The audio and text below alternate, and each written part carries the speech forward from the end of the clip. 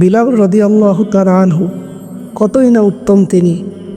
রাসূলুল্লাহ সাল্লাল্লাহু আলাইহি ওয়াসাল্লাম তাকে ভালোবেসেছেন, আর তিনিও রাসূল সাল্লাল্লাহু আলাইহি ওয়াসাল্লামকে ভালোবেসেছেন।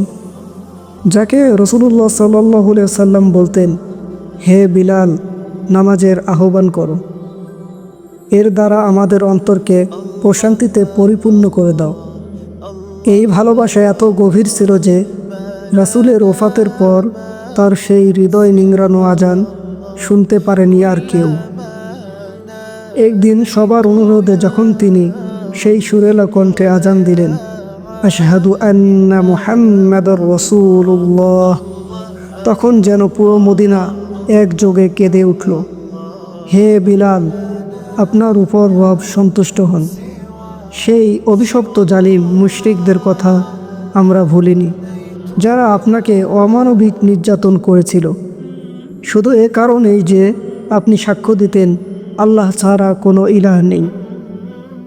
উত্তপ্ত বালু, জ্বলন্ত অঙ্গার, গলায় রশি, পিঠের উপর পাথরের চাক্কি সব সহ্য করেও আপনার কণ্ঠ থেকে একটি শব্দ উচ্চারিত হতো, আহাদুন আহাদ।